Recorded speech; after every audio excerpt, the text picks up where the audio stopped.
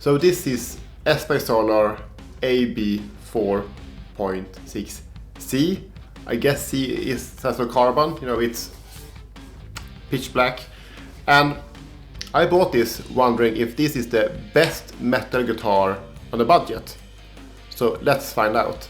And by the way, if you haven't heard about Solar before, you maybe have heard about Solar guitars created by Ola Englund. This is their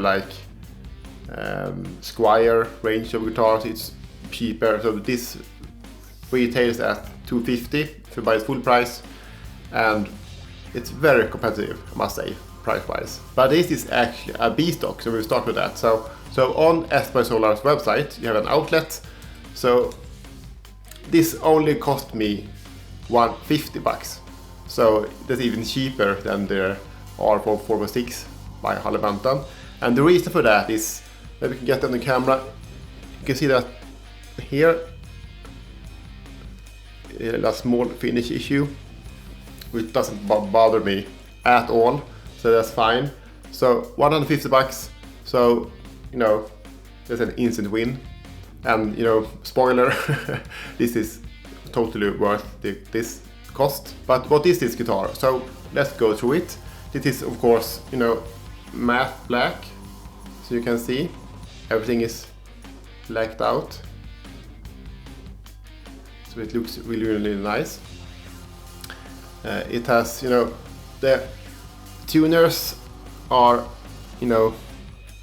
standard ones, so they feel cheap, but they have actually been quite stable, so they work fine. The scale is 25.5. The truss rod cover is black standard, a standard truss rod cover. The neck shape is C by Solar, and I suppose that's the same type of neck as their more extensive guitars as well. And that is my favorite thing about this guitar, is the neck.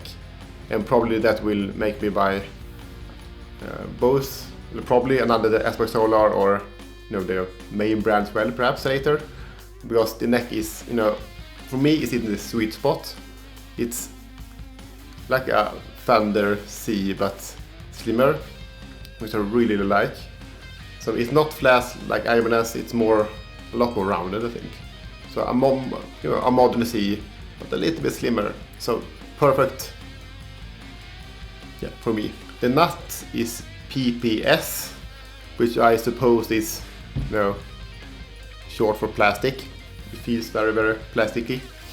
It's a bolt-on neck, you can see here, bolt-on. The fretboard is Techwood or Purple Heart, and I don't know the difference. I suppose that this feels like it's very even, it's maybe hard to see. So I suppose this is Techwood, perhaps. I really don't know. But that's probably why this is also so cheap. You don't really know what you will get beforehand, but it looks and feels good. The markers are white, so it feels pretty standard. 24 frets, body thickness 45 millimeters, so you can see it's very slim. It doesn't feel small, but it's slim. And it's very light. When I showed this to my guitar teacher, he actually asked me if it's made out of wood or something else, because it feels very light.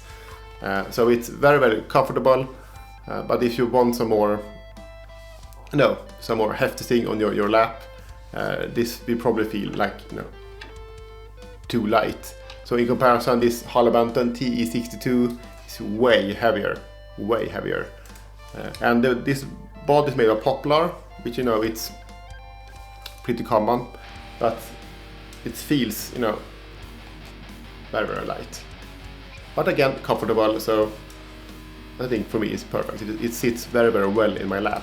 I like the contours here. Feels very comfortable. It's perfect space for me. And if I am on the higher frets, there's a cutaway here, so nothing feels like in the way. So it's very comfortable. And also, I said before that my favorite thing was the neck. The other thing is actually the fret dance, because the frets are way better than you would expect in this price class. It's, you know, this is for me a lot better than like all the Hollow Bantons I have received before. So I have no issue with this. No fret spout, no like sharp edges. This is very nice. So that's so just the neck and frets make this guitar worth it, in my opinion. The pickup are custom high output ceramic humbuckers. No, they sound metal. They sound fine to me. I play clean on them as well. And again, I think it's fine. I think I only play with amp sims, and for me, it makes such a huge difference with amp sim and cabinet IR you choose. So that's so way more important to me than the pickups, and they are not so noisy. So they feel like good pickups, which again in this price class you can't really take for granted. So that's a big surprise, positive surprise. And if I didn't say that they are passive, doesn't matter to me, but they are passive. They are, and the volume pot and tone pot of 500k. Make of that what you want. It's pretty standard for humbuckers, I think. The knob type of black metal dome, you see here. So they are a little bit gnarly. So they feels very nice to turn. So it doesn't feel cheap. They feel, you have some kind of resistance, which feels nice, and they are not slippery, and I haven't heard any crackle noise. So very nice. You have a pickup switch here. You have position 1, 2, and 3. So humbuckers, bows, or neck pickup. Pretty standard. What I also like with this setup is that the knobs are not in the way for my picking hand. So that's one of the most positive things I think I like with the Solar guitars, that they are like made from metal, and if you play metal you play hard. So they are like designed so they are not in the way when you are going at it. So very standard setup, but in good layout, I think. So, and this is the output jack, pretty standard. And overall, I think for the electronics, they work well. But when I got the guitar, I had some issues with the tone. Wasn't like the signal didn't go through all the way. So I actually had to open it up and fix it with the electronics, because one cable was a little bit loose, so I had to solder it. I'm not a master solderer, but it's pretty basic to do that, just to reapply the solder.